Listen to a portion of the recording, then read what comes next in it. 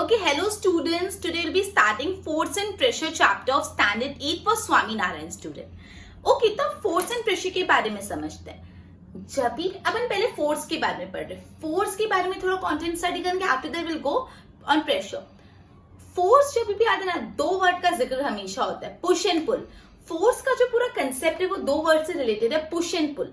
Push मतलब धक्का देना, पुल मतलब खींचना. सिंपल टर्म्स में जब भी फोर्स वर्ड आता है तो दो वर्ड उसके साथ आते हैं, पुश एंड पुल.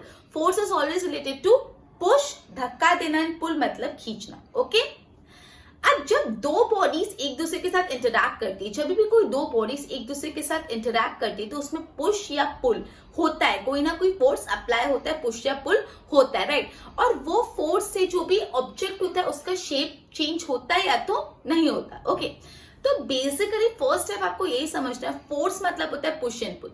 जहां पे भी फोर्स अप्लाई होता है वहां पे पुश या पुल होता है, राइट.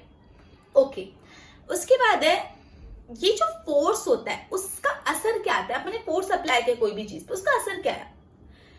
जब भी कोई ऑब्जेक्ट पे फोर्स अप्लाई करते हैं तो उसके अलग अलग असर हो सकते हैं. अपन उसके अलग अलग इफेक्ट्स पढ़ने वाले हैं. जब भी एक ऑब्जेक्ट पे आप फोर्स अप्लाई करोगे तो उसके अलग अलग इफेक्ट हो सकते हैं और अपन अलग अलग इफेक्ट समझेंगे. सबसे पहला इफेक्ट जो होता है फोर्स का, change of direction of a moving object. कोई मूव करता है वो ऑब्जेक्ट अपना डायरेक्शन बदल देता है अगर फोर्स अप्लाई करता है. वापस कोई मूव करता हुआ ऑब्जेक्ट, कोई ऑब्जेक्ट मूव कर रहा है और जैसे उस पर फोर्स लगा उसने अपना डायरेक्शन बदल दिया. समझ आया. पहला इफेक्ट जो है फोर्स का, change in the direction of moving object. कैसे? एक सिंपल सा एग्जांपल आपकी टेक्स्ट बुक में दिया है. टेबल टेनिस खेलते हैं, एक प्लेयर यहाँ पे होता है, एक प्लेयर यहाँ पे होता है, बीच में नेट, राइट. बॉल इधर उधर शफल करते, प्लेयर ने अपनी रैकेट से बॉल फेंकी, बॉल का डायरेक्शन ऐसे जा रहा था, राइट. अब दूसरे प्लेयर ने उस बॉल पे फोर्स अप्लाई करी तो ये जो मूविंग ऑब्जेक्ट थी बॉल, उसको जैसे ही दूसरे प्लेयर का फोर्स लगा वो दूसरे डायरेक्शन में चलेगी. मतलब जो मूविंग बॉल एक डायरेक्शन में जा रही है वो रैकेट से फोर्स के कारण उसने अपना डायरेक्शन बदल दिया. रैकेट के फोर्स के कारण उसने अपना डायरेक्शन बदल दिया. एक और एग्जांपल लेते हैं. फुटबॉल मैच होते हैं, फुटबॉल मैच में गोलकीपर होता है जो ऐसे खड़ा होता है, गोल नहीं करना. बॉल सामने से आ रही है और गोलकीपर ने सपोज वो बॉल को हाथ से रोक लिया. वो हाथ से रोक लिया कि बॉल अंदर जो उसमें नहीं चले जाए, उसका गोल नहीं हो जाए, नेट में बॉल नहीं चले जाए. तो बॉल ऐसे आ रही थी और गोलकीपर ने रोका तो गोलकीपर के हाथ से टकरा के कहीं और चली गई. मतलब उसने अपना डायरेक्शन बदल दिया. क्यों अपना डायरेक्शन बदला बॉल ने? बिकॉज बॉल जिस डायरेक्शन में आ रही थी उस पर फोर्स अप्लाई हुआ और बॉल ने अपना डायरेक्शन बदल दिया. एक और एग्जांपल है, ट्रॉली बैग्स. आपको पता है अपन ट्रॉली बैग्स यूज करते हैं. तो जो ट्रॉली बैग होता है अपन ऐसे लेके चल रहे हैं, अपन मन चाहे इसको ऐसे शिफ्ट कर लेते हैं, ऐसे शिफ्ट कर लेते हैं, कोई भी डायरेक्शन में शिफ्ट कर लेते हैं.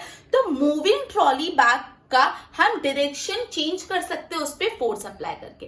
तो ये सारे एग्जाम्पल आई थिंक इनफ है ये समझने के लिए कि जब भी फोर्स अप्लाई होता है उसका एक इफेक्ट ये है कि it changes the direction of moving object. एक चलते हुए ऑब्जेक्ट का, मूव करते हुए ऑब्जेक्ट का डायरेक्शन बदल जाता है, राइट.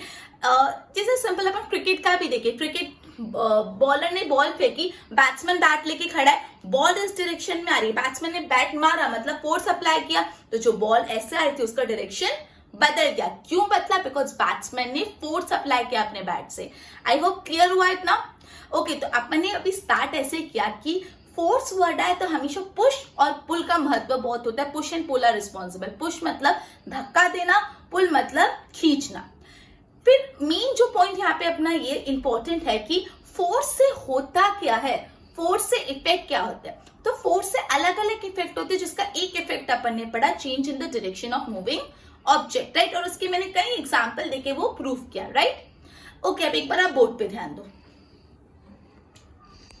ओके, तो सबसे पहला है फोर्स, पुश और पुल. फोर्स क्या होता है? पुश और पुल, right. Two bodies interact with each other. Some kind of force is exerted on both body. जब दो बॉडी एक दूसरे से इंटरेक्ट करिए तो हमेशा दोनों बॉडी में कोई फोर्स अप्लाई होता ही होता है. एग्जाम्पल बोले टू ओपन अ डोर. अगर आपको डोर ओपन करना है तो हम क्या करते हैं? We pull it. अगर अपन को डोर ओपन करना है हम उसको पुल करेंगे और अगर हमको डोर को क्लोज करना है हम क्या करेंगे? उसको पुश करेंगे.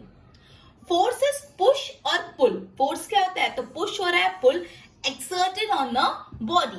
which changes or tends to changes the shape of the body. Okay. अब यहाँ पे ये इंपॉर्टेंट है, what can force do? Force कर क्या सकता है? what can force do? Force कर क्या सकता है, राइट? तो when force is applied on an object, it has following effect. जब भी फोर्स अप्लाई करते हैं कोई ऑब्जेक्ट पे तो उसके ये इफेक्ट होते हैं. पहला, it can change the direction of moving object. Move करते हुए ऑब्जेक्ट का डायरेक्शन बदल सकता है. फोर्स से क्या होता है? It can change the direction of moving object. कैसे? एग्जाम्पल, टेबल टेनिस का एग्जाम्पल लिया. टेबल टेनिस में player hits the ball, player hits the ball with racket. अपनी रैकेट से प्लेयर ने बॉल हिट किया एंड चेंजेस द डायरेक्शन. ठीक है, तो यहाँ पे the player hits the ball with the racket and changes the direction.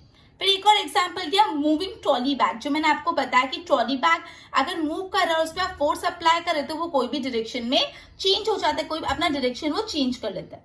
Okay okay, तो आई होप इतना आपको क्लियर हुआ. एक बार अच्छे से इसके नोट्स बनाओ, then will be discussing further topics.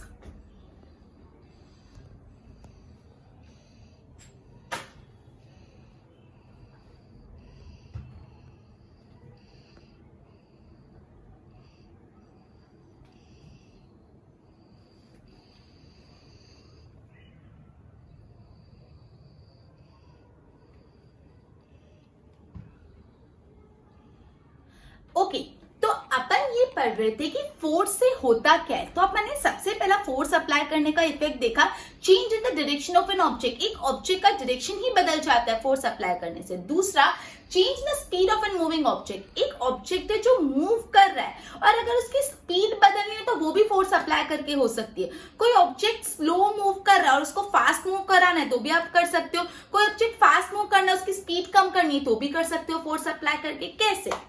कैसे आप ऑब्जेक्ट की स्पीड को, मूविंग ऑब्जेक्ट की स्पीड को चेंज कर सकते हो. पहला, सपोज देखो, अगर आप एक बाइसाइकिल राइड करो, if you are riding a bicycle, आप सिंपल पेडल अप्लाई कर रहे हो, आपका जो ऑब्जेक्ट है, आपकी जो बाइसाइकिल है वो मूव कर रही है. बट अचानक से आपने पेडलिंग फास्ट कर दी. पेडलिंग फास्ट करनी मतलब फोर्स ज्यादा अप्लाई करने लगे तो बाइसाइकिल तेजी से चलने लग जाती है, राइट? तो इसमें आपने क्या किया, आपका मूविंग ऑब्जेक्ट और आपने बाइसाइकिल, अपने पेडल्स पे फोर्स अप्लाई किया और बाइसाइकिल की स्पीड इंक्रीज कर ली, राइट? तो यहाँ पे बाइसाइकिल पे पेडल्स पे फोर्स अप्लाई करने से क्या हुआ, यहाँ पे पेडल्स पे फोर्स अप्लाई करने से बाइसाइकिल की स्पीड इंक्रीज हुई. तो force can change the speed of an moving object. इससे अपन ये पता लगा सकते हैं या ये अपन को पता चलता है कि फोर्स से एक मूविंग ऑब्जेक्ट की जो स्पीड है वो बदल सकती है. सपोज ये पेन है, अगर ये पेन को अगर अपन इसे स्लाइड कराए कोई स्मूथ सरफेस, ये पेन चल रही है, राइट? अगर ये पेन को मुझे और जोर से स्लाइड करना है तो मैं पीछे से थोड़ा और पुश करूंगी तो वो और मूव करेगी, राइट? तो हमने उसकी स्पीड बढ़ा ली. तो यही बात बोलिए कि फोर्स अप्लाई करके आप कोई भी ऑब्जेक्ट की, कोई भी मूविंग ऑब्जेक्ट की जो स्पीड है वो इंक्रीज कर सकते हो. पहला क्या था, कोई भी मूविंग ऑब्जेक्ट का डायरेक्शन चेंज कर सकते हो. दूसरा, कोई भी मूविंग ऑब्जेक्ट की स्पीड चेंज कर सकते हो. तीसरा, can change the shape of an object. आप फोर्स अप्लाई करके एक ऑब्जेक्ट का शेप भी बदल सकते हो. एकदम सिंपल एग्जांपल, आपको पता है क्ले, जो क्ले आती है, आप क्ले कैसे होती है, आप इसको मोल्ड करो, फोर्स अप्लाई करो, जो शेप में करना है वो आप शेप में कर सकते हो. आप जब क्ले पे फोर्स अप्लाई करते हो तो क्ले को अलग अलग शेप्स दे सकते हो. क्ले का कोई पर्टिकुलर शेप नहीं होता, आप उस क्ले को फोर्स अप्लाई करके अलग अलग शेप्स दे सकते हो, राइट?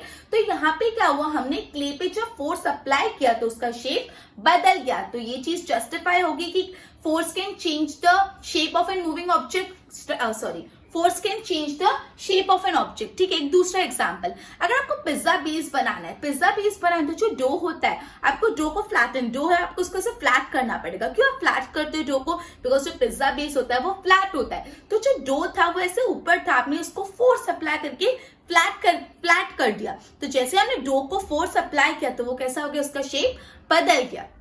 ओके, तो ये बात अपन को पता चले कि force can change the shape of an object. Force से एक ऑब्जेक्ट का शेप भी बदलता है. और इसके दो एग्जांपल अपन ने देखे. पहला दिखा क्ले का, कि जब आप क्ले को फोर्स अप्लाई करते हो तो क्ले की शेप बदल जाती है, उससे अलग अलग शेप के ऑब्जेक्ट्स बना सकते हो. और पिज्जा बेस का एग्जाम्पल देखा, अगर आपको पिज्जा बेस बनाना है तो जो डो होता है आप उसको फोर्स अप्लाई करोगे और वो फ्लैट हो जाएगा, right? Next, fourth and last, can move a stationary object और even can stop a moving object. समझो, force can move a stationary object and can stop a moving object. कोई चलती हुई चीज को रोक भी सकता है और कोई रुकी हुई चीज को चला भी सकता है। फोर्स अप्लाई करने से कोई स्टेशनरी ऑब्जेक्ट, स्टेशनरी मतलब होता है स्टिल, जो मूव नहीं कर रहा, स्टेशनरी मतलब जो स्टिल होता है, जो मूव नहीं कर रहा, तो कोई स्टिल ऑब्जेक्ट का स्पीड बढ़ा सकते हो, can move a stationary object, sorry, कोई स्टेशनरी ऑब्जेक्ट को आप मूव करा सकते हो फोर्स अप्लाई करके, या तो कोई मूविंग ऑब्जेक्ट को, चलती हुई ऑब्जेक्ट को स्टॉप करा सकते हो। कैसे?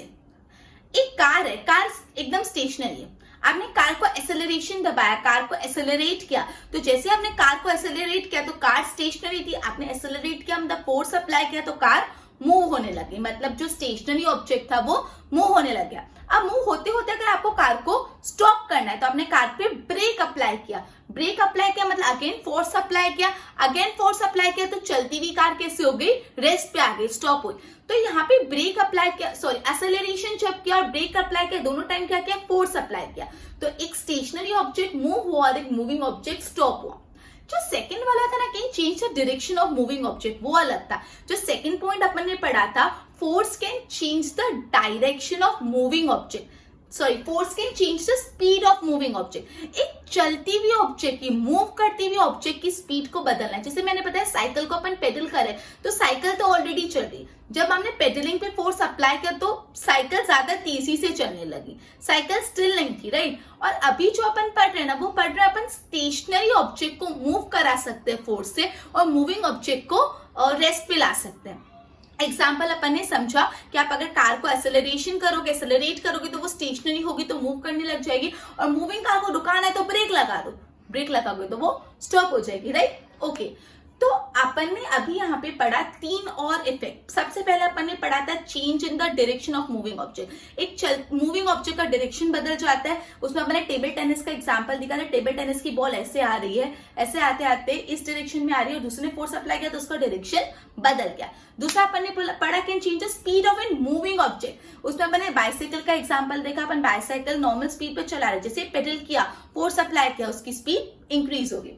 फिर अपन ने पढ़ा can change the shape of an object, उसमें अपन ने क्ले का एग्जांपल लिया, जो क्ले है, क्ले को फोर्स अप्लाई करो तो वो उसका शेप बदल जाएगा। और लास्ट में अपन ने पढ़ा can move a stationary object और can stop a moving object, जिसमें अपन ने कार का एग्जांपल लिया, कार को एक्सेलरेट करोगे तो वो स्टेशनरी से मूविंग हो जाएगी और ब्रेक लगाओगे तो मूविंग से स्टेशनरी हो जाएगी। आई होप इतना क्लियर हुआ। एक बार बोर्ड पे ध्यान दो।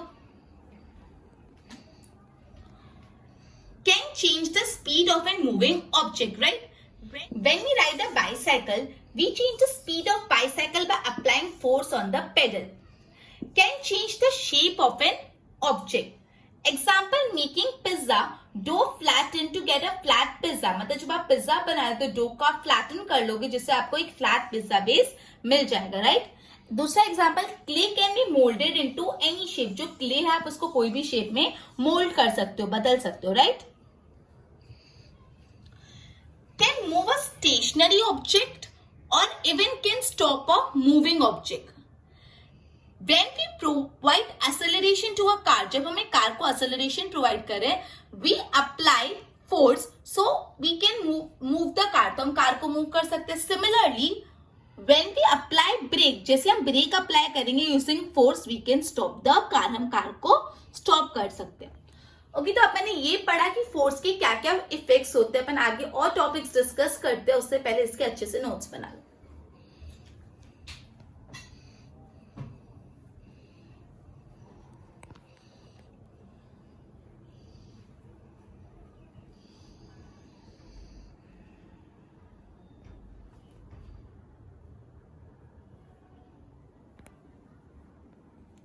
ओके, तो अब अपन नेक्स्ट टॉपिक पढ़ने वाले वो है मैग्नीट्यूड ऑफ फोर्स। क्या पढ़ने वाले अपन? Magnitude of force.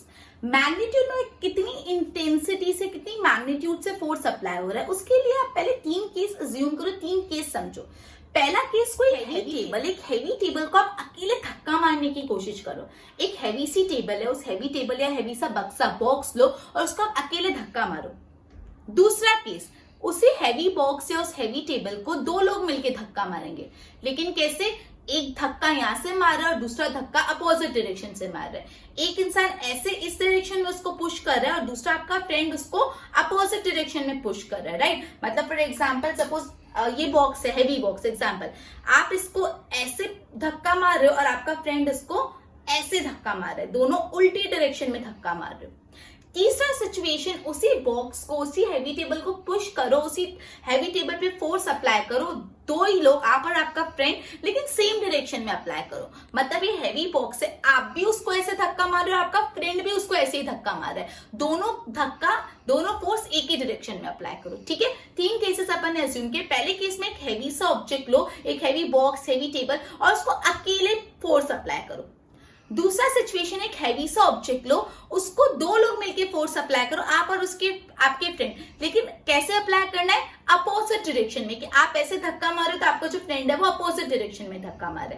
Third case में आपको क्या करना है, एक हैवी ऑब्जेक्ट को 2 लोग मिलकर फोर्स अप्लाई करेंगे, लेकिन दोनों सेम डायरेक्शन में फोर्स अप्लाई करेंगे। मतलब आपका फ्रेंड ऐसे धक्का मारे तो आप भी उसी डायरेक्शन में पुश करोगे। पेन है, सॉरी हैवी ऑब्जेक्ट एग्जाम्पल, तो आप ऐसे पुश करो तो आपका फ्रेंड भी ऐसे ही पुश करे, दोनों सेम डायरेक्शन में उसको धक्का मारने की कोशिश करो। ये 3 सिचुएशन में क्या असर आएगा? पहला सिचुएशन, जब आप अकेले उसको पुश करने की कोशिश कर रहे हो तो ज्यादा हैवी लगेगा। एक हैवी से बॉक्स को जब आप अकेले पुश करने की कोशिश करोगे तो ज्यादा फोर्स अप्लाई करना पड़ेगा, जो फोर्स है वो ज्यादा लगेगा। दूसरा सिचुएशन, जब उसी हैवी बॉक्स को 2 लोग मिलकर धक्का मार रहे हैं लेकिन अपोजिट डायरेक्शन में, जब 2 लोग मिलकर धक्का मार रहे हैं लेकिन अपोजिट डायरेक्शन में, तो 2 फोर्स एक दूसरे को अपोज कर रहे हैं। एक इंसान ऐसे फोर्स अप्लाई कर रहा है, दूसरा इंसान ऐसे फोर्स अप्लाई कर रहा है, तो ये दोनों फोर्स कैसे, अपोजिट फोर्स, एक इस साइड फोर्स दे रहा है, एक इस साइड, तो ये दोनों फोर्स एक दूसरे को क्या कर रहे हैं, अपोज कर रहे हैं। आप इमेजिन करो एक हैवी बॉक्स है, उस हैवी बॉक्स को एक इंसान ऐसे धक्का मारे, दूसरा ऐसे, तो बॉक्स किस डायरेक्शन में मूव होगा?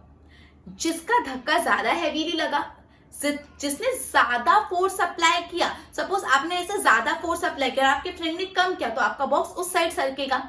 उल्टा, अगर आपके फ्रेंड ने ज्यादा फोर्स अप्लाई किया और आपने कम फोर्स अप्लाई किया, तो आप बक्सा इस साइड खसकेगा। तो जब भी एक ऑब्जेक्ट पे अपोजिट डायरेक्शन में फोर्स अप्लाई करते हैं, तो जो रिजल्टेंट फोर्स आता है, रिजल्टेंट फोर्स होता है difference between the magnitude of 2 force. दोनों फोर्स का जो मैग्नीट्यूड है उसका डिफरेंस, ये एक साइड धक्का अप्लाई करे, दूसरा दूसरी साइड, तो दोनों का जो डिफरेंस है, मतलब जिसने ज्यादा धक्का अप्लाई किया, जिसका फोर्स ज्यादा होगा, उस साइड आपका हैवी ऑब्जेक्ट मूव करेगा।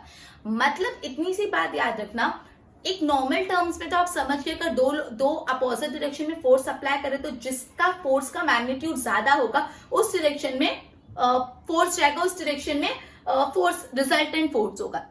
और इसको साइंटिफिकली अपन लिखेंगे, when two force act in an opposite direction, the resultant force will be the difference between the magnitude of 2 force. The resultant force क्या होगा, difference between the magnitude of 2 force being applied, जो 2 force apply हुए उसके magnitude का difference जो है वो होगा रिजल्टेंट फोर्स। जब अपोजिट डायरेक्शन में तो डिफरेंस, और जब सेम डायरेक्शन में अपन आगे करते हैं, राइट। आपने 3 सिचुएशन देखी, केस 1, केस 2, केस 3। केस 1 में आप अकेले धक्का मारो, केस 2 में अपोजिट डायरेक्शन में 2 लोग धक्का मार रहे, और तीसरे में फोर्स अप्लाई करो in the same direction 2 person. First case में आपने पढ़ा कि आपको ज्यादा फोर्स अप्लाई करना पड़ेगा। सेकेंड केस में क्या होगा, सेकेंड केस में जो रिजल्टेंट फोर्स होगा will be the difference between the magnitude of 2 force. दोनों फोर्स में से फोर्स का जो डिफरेंस होगा वो होगा जिसने ज्यादा मैग्नीट्यूड अप्लाई करा, उस साइड फोर्स अप्लाई होगा, राइट। एक बार बोर्ड पे ध्यान दो।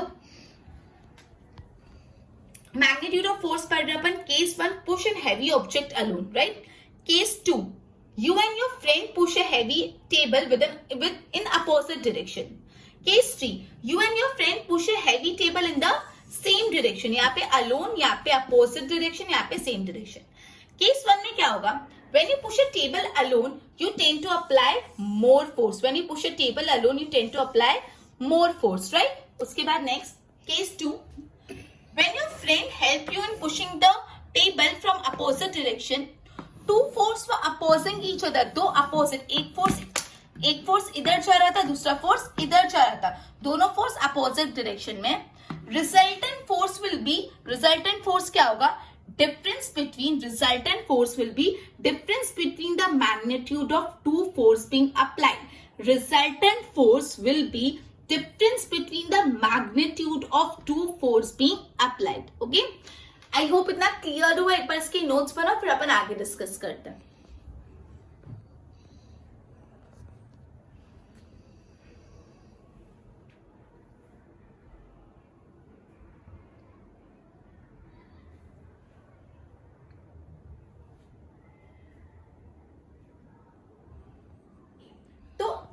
3 है, केस 3 में जब आप और आपका फ्रेंड सेम डायरेक्शन में फोर्स अप्लाई करो, जब आप और आपका फ्रेंड सेम डायरेक्शन में एक ऑब्जेक्ट को फोर्स अप्लाई करो, तो जो दोनों फोर्स है, आपका फोर्स और आपके फ्रेंड का फोर्स, दोनों क्या हो जाएगा, ऐड हो जाएगा, दोनों क्या हो जाएंगे, प्लस हो जाएंगे, ऐड हो जाएंगे।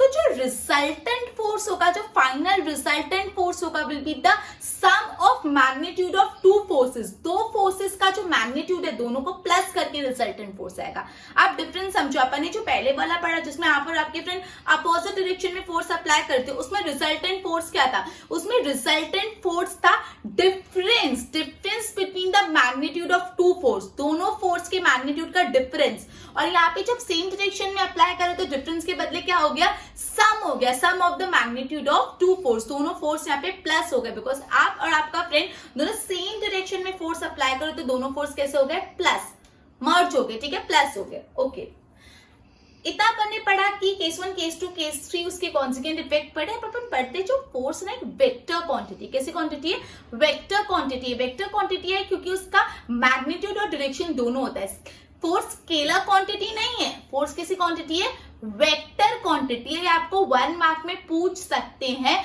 Force is a dash quantity, scalar और vector, it is a vector quantity because it has direction and magnitude both.